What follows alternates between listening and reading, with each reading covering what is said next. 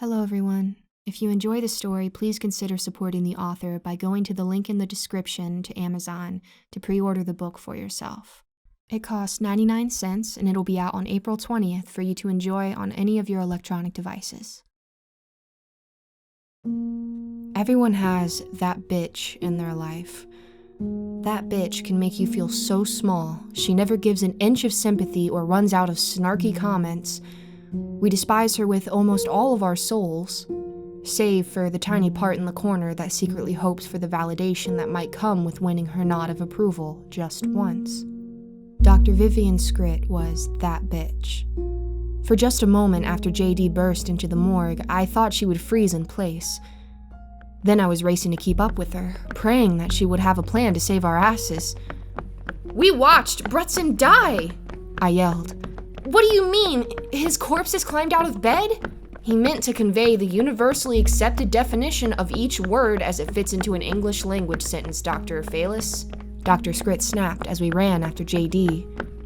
Despite what you learned in kindergarten, there are stupid questions, and they're distributed unequally across a population of individuals who remind us that free speech is an unfortunate reality. That bitch. We came to a screeching halt in front of room 330. JD skittered back, eyes wide, afraid to open the door. I don't know what was happening in the room beyond, but it sounded like a subterranean giant had forced a colossal fart through 8 feet of mud and smelled twice as bad. Dr. Scrit turned around and stared at the two of us with deadly calm. "I don't know if you're prepared for what's on the other side, but the reality is that I don't give a shit, because life doesn't give a shit either. So you're simply going to deal with it. Welcome to the world of medicine." She leaned against the door and opened it wide. Dr. Brutson had looked bad while he was lying dead, but he was so much worse now. He was standing, facing away from us, swinging angry fists at anyone who approached. I could not see the back of his head, but his neck had twisted to drop his skull into the 6 o'clock position. Brutson's body was severely damaged. He swung back and forth, unable to establish stable footing due to his shattered spine. Bony protrusions stuck through his skin, and the destroyed remains of what had once been his vertebrae no longer created a vertical line. Adding to the horror was the clear onset of livor mortis. Most of his arms was the sickly, pale yellow-gray of inedible peaches, but the backs of his thighs were an angry shade of strawberry jam. Tiny lacerations endured in the fall were squeezing concentrated blood through his skin like a jelly donut. Then he turned around. His head was dangling by shredded skin, swinging upside down from what had once been a neck. His jaw flapped aimlessly, revealing a destroyed mouth that had recently vacated its teeth in an unholy enamel spray onto my ankles. Cassie Endelman, another first-year doctor in our class, lay in a corner. Her neck was clearly broken. It looked as though she'd been hurled against a wall at great speed. The analytical part of my brain understood that she had died before she hit the floor. Lydia, the nurse, stood on the other side of the room. She was holding a shaking hand in front of her, slashing a scalpel at Brutson's spinning arms as he approached. "Dr. Dorian, on my left!" Dr. Scrit yelled over Brutson's growling.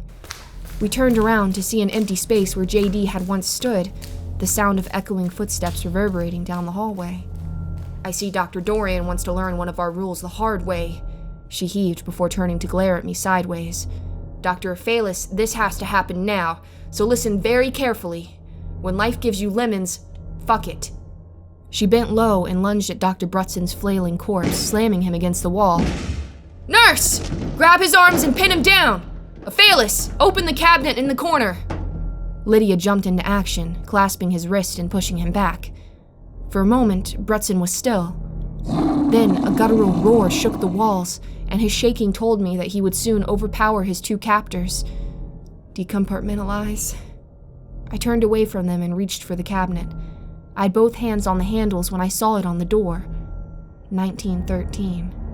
It hadn't been there before. No cabinet was numbered. That's not how cabinets work. This number had appeared, suddenly, just for me. And this time, I definitely remembered the rules. I hesitated. Brutson screamed, "Dr. Phalis, this is not the time for slapdickery! Hurry!" Dr. Scrit commanded. I didn't move. When Dr. Scrit spoke again, it was a suddenly softer, yet deathly urgent tone. "Only you can see what's in front of you right now, Dr. Phalis.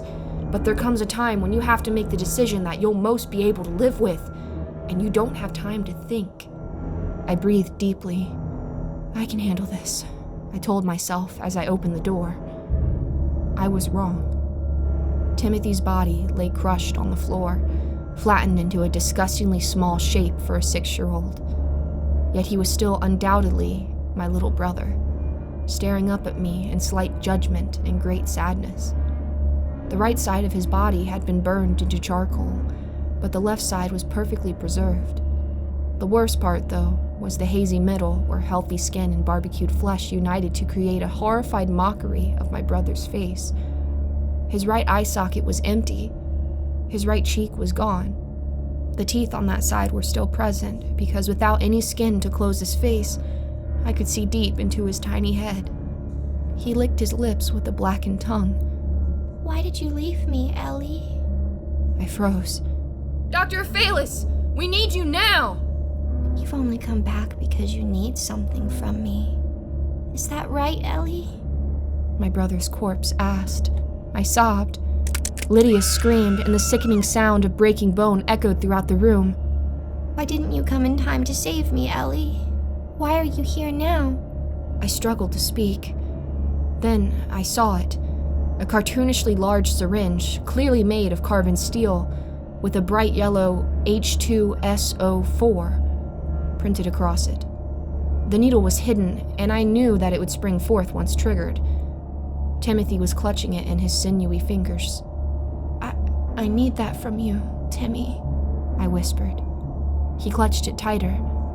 "But why didn't you need me?" Lydia screamed again. "Time's almost up, Doctor!" "I'm so sorry, Timmy," I sobbed.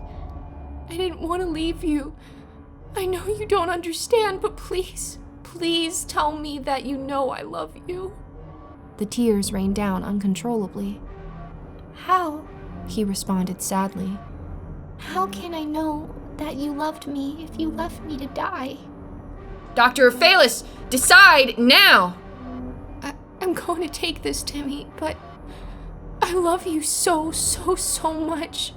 I'm your favorite big sister, remember?" He stared back with chilling sobriety. "If you take this from me now, Ellie, I'll always know that you only came back when you needed to help yourself, and that you chose to leave me behind. You'll never see me again." "No," I whispered sadly as I plucked the syringe from his grip. Then I turned away from the ghost of my little brother, and I ran to the place where I could make a difference. Lydia lay on the floor with both arms bent at unnatural angles. Brutson had Dr. Scrit pinned to the ground. His hands were wrapped around Dr. Scrit's wrists, and she was unable to resist as his stronger arms reached out to squeeze her eyeballs. The emotional part of my soul had worn so thin that no veneer was left. Only a time-worn, rocky edge of logic remained as I acted efficiently to complete the task in front of me. I took 1, 2, 3 giant steps to build momentum that I transferred into the forceful thrust of my arm. I didn't consider how accurate my aim might be because it simply had to reach its target and no second option remained.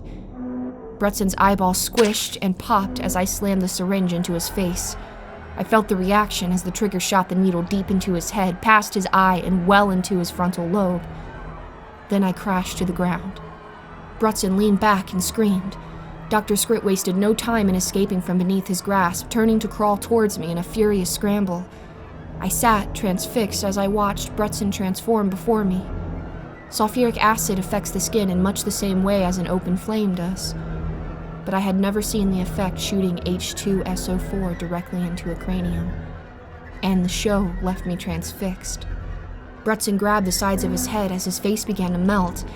He lacked the wherewithal to remove the syringe from his eye, so it dangled in front of him like a bizarre synthetic phallus. Then he coughed, spraying blood across the floor, and leaned forward. His eyeball fell like a dropped marble. It was followed by viscous gray sludge that I presumed to be his quickly dissolving brain. I didn't think I'd be able to pry myself away from the sight in front of me. "We need to get Lydia out of here," Dr. Scrit commanded, and suddenly I was able to do the impossible. I held her shoulders as Dr. Scritt pulled Lydia's ankles, and we quickly ran out the door. She slammed it behind her. I fell to my hands and knees in a daze. The next several minutes were blurry. Dr. Scritt did a lot of yelling, and we were suddenly surrounded by people willing to help. I wondered vaguely where they had been in those precious seconds when we needed them most. There are certain soul-defining moments, I think, that can only ever be experienced alone. Lydia was put onto a gurney and wheeled away. The same doctor and janitor that I had seen twice before walked quietly into the room, spent a short time inside, then darted quickly out. They each carried a large, wet garbage bag in one hand. "Dr. Phalis, you need to come with me." Dr. Scritt's voice was calm and forceful. I can't. My brother's in the closet." I mumbled before a wave of emotion silenced me. "No, Dr. Phalis, he isn't." "I have to go back," I squeaked. "Ellie," she whispered. "You can move forward or stay in place, but you can never, ever go back. Now, will you follow me?" I hesitated. Then I stood, dazedly. I moved until I found myself sitting across her desk for the second time that night. "Life always moves slower or faster than we like, but never at the right pace," she explained calmly. "Tonight, things have been going faster." She looked down at me over her thin spectacles. I returned only silence. She nodded to herself. "We need to do this quickly, and I won't repeat myself, so listen carefully." She cleared her throat. "The time has come, Dr. Phalis, to tell you about rule number 7. She betrayed herself with a glass of water. I sat across from Dr. Vivian Scritt, genius doctor and quintessential bitch, unwilling and unable to interrupt the calm that had settled over the room. I was stained with the blood of my deceased colleague, pretty sure that the dead child goop was in my hair, and vaguely aware that I had just gotten a touch of sulfuric acid on my pants. The pause was awkward. She wasn't ready to start her explanation quite yet, so she reached for the glass in front of her. It shook, slightly at first, then badly enough to spill over the edges. She tried to hide it, failed, winced, and finally put the water down. Then she steadied her right wrist with her left hand, pressing it firmly against the desk to keep it from shaking. And in an instant, the invincible veneer was broken. I saw Dr. Scritt for who she was. A scared, mortal, sad person whose life was closer to the end than it was to the beginning. Sufficiently powerful to control most people, but not strong enough to master herself given how far she strayed from average. She was a bitch of her own volition, both because she was strong and because she was weak. "You've had a long night, Dr. Phalis," she conceded in a measured voice. "Against great odds, I was wrong about how long someone like you would last at St. Francis." She sighed. "So tell me, why are you here?" I wondered briefly if some sort of supernatural paralytic had commandeered my vocal cords before realizing that she simply intimidated the shit out of me. Fast answers are shallow ones, so I'll let you wait for another day to give me your answer. But it had better be good.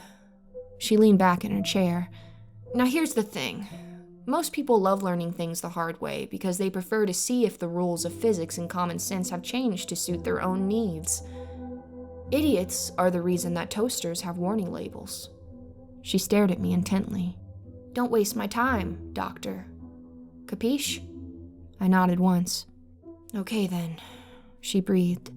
"This is the day that I learned about rule number 7. You're giving me a school bus full of dead children on my first day as chief of medicine?" I asked a very pale Dr. Matthews. "Well, no. Most of them are. Well, they're alive for the moment, Dr. Scritt."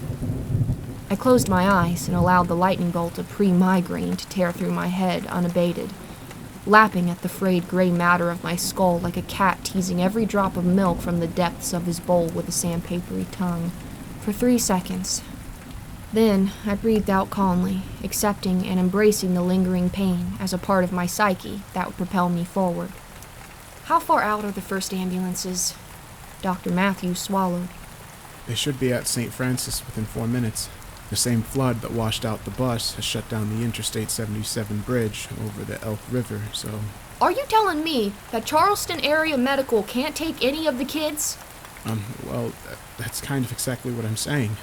My headache enriched. How many surgeries are we going to need to perform? I asked. He winced. We're anticipating 12. 12? That storm is terrible. Why the hell was a school bus out in the... Never mind. Let's get the circus tent pitched. We're very understaffed for this shit and don't have nearly enough pediatric surgeons on a good day. I sighed deeply and ran the numbers in my head. Looks like a couple of interns are about to experience their first solo procedures. Dr. David Yangston had been a standout football player in high school, probably a quarterback, but failed to compete in college because he was still unable to accept the fact that he could improve while still good enough to get away with that as a teenager. Dr. Andrew Braining was never good enough for his parents, so he pursued and achieved academic perfection instead of accepting the immutable fact that they would never be happy because he represented the wrong choices that mom and dad made when they were younger.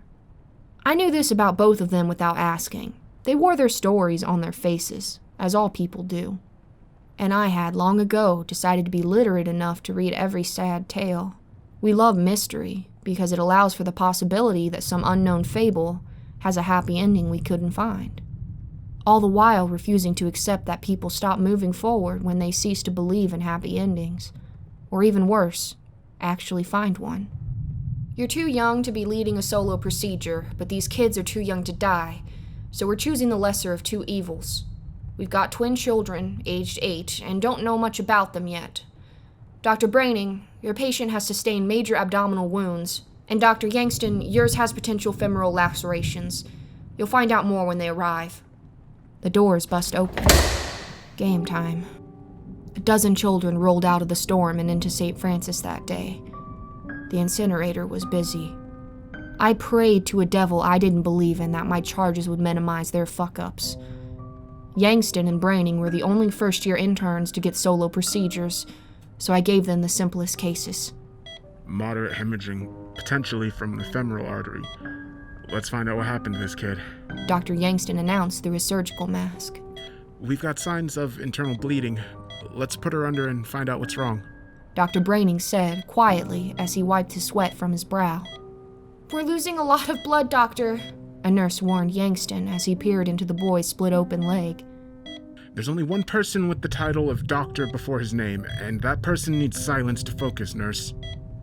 I had already confirmed that Yangston had been slapped upside the head far too infrequently as a child, but was not about to reconcile this misfortune while he was wrist-deep in a split-open child. I looked over at Dr. Braining. The BP is too high, Doctor, Nurse Alt explained calmly. 12/8. Everything is fine. Braining responded. I think your BP is too high, Doctor.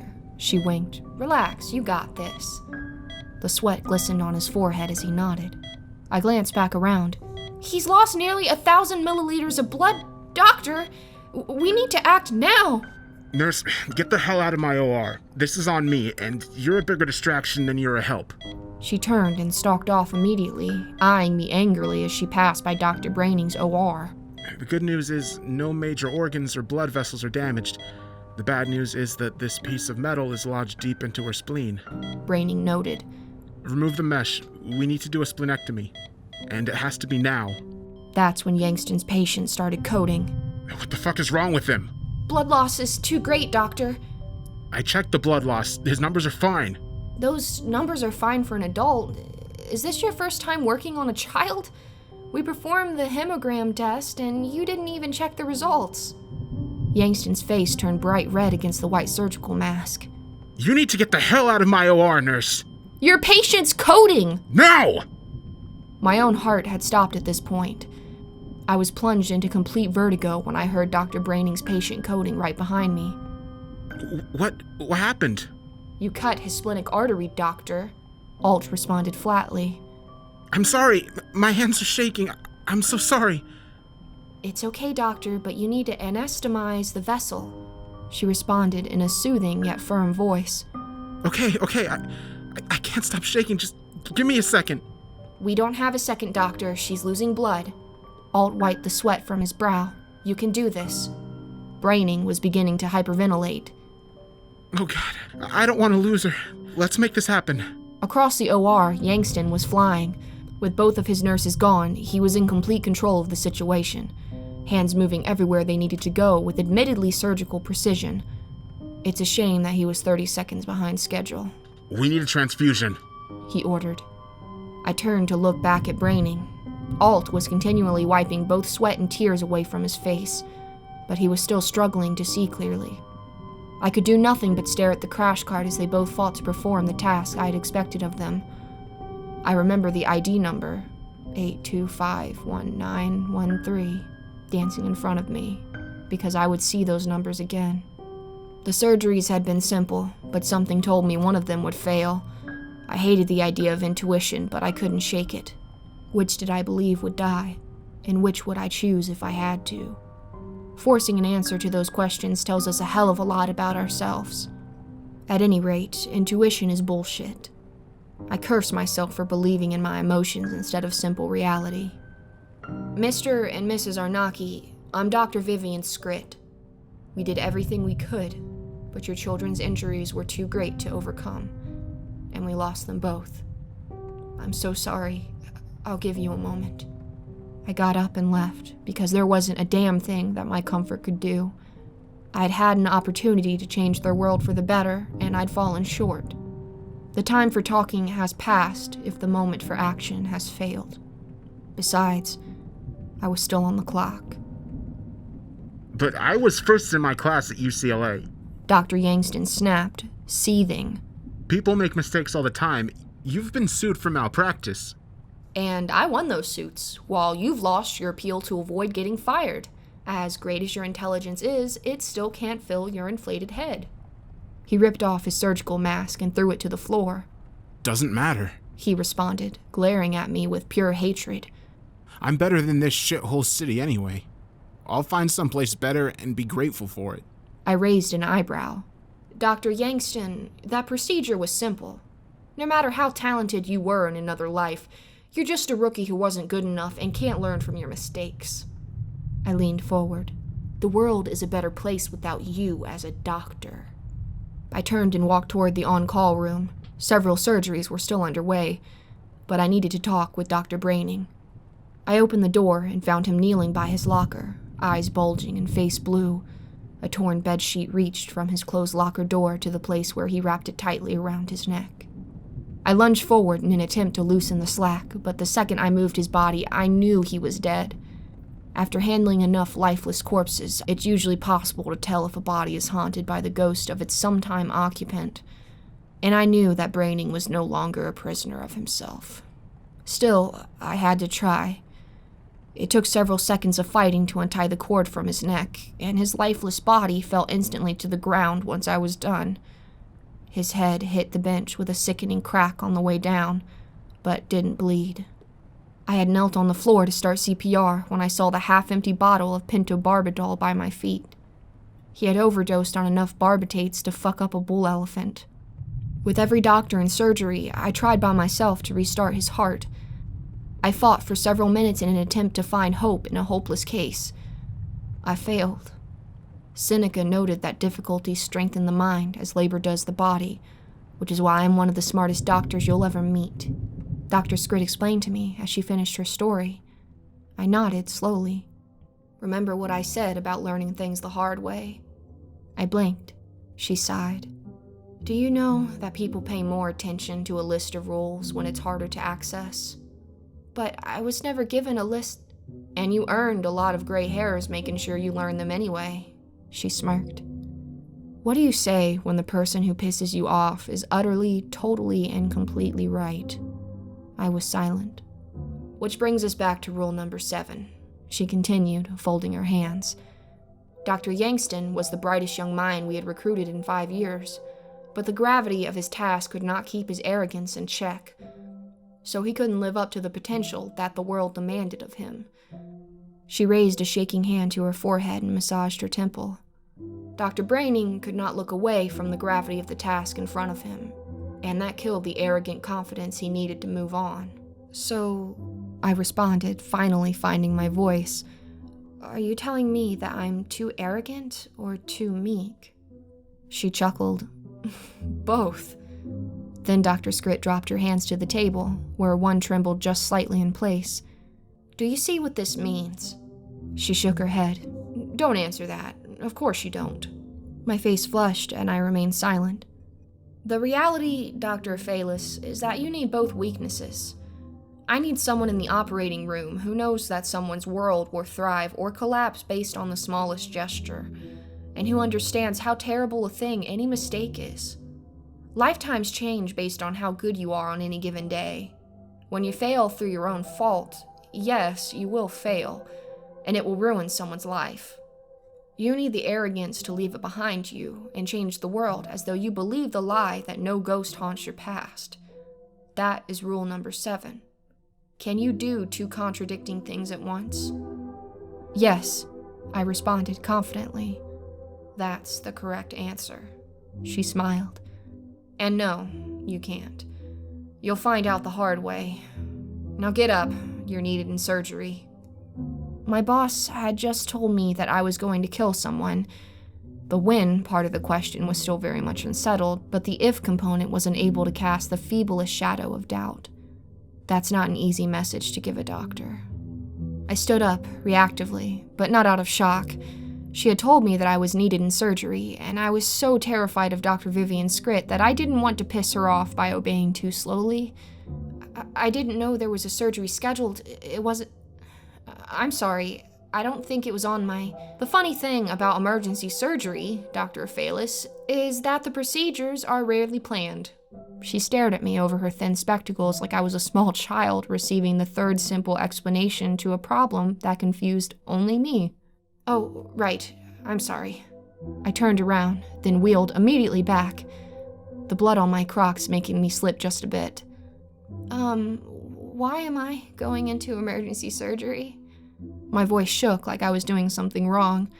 If a patient is counting on me to help them, that would make you a doctor, she explained with a note of finality. Dr. Dorian is waiting for you in room 825.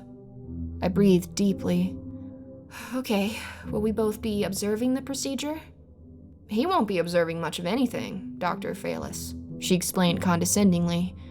Patients under general anesthesia rarely know what's going on. That's kind of the point. I felt my jaw drop. I didn't know if I looked stupider when I reacted with shock or if I appeared unaffected, so I tried to stand in the middle ground of ambiguous social feedback that had defined my awkward period between birth and death. She wrinkled her brow at me. I can tell by your reaction that you're focused on satisfying my expectations, but eventual failure is easier to accept if you concern yourself with the objective result at the expense of fleeting social expectations. Run. I made it to room 825 in under 2 minutes.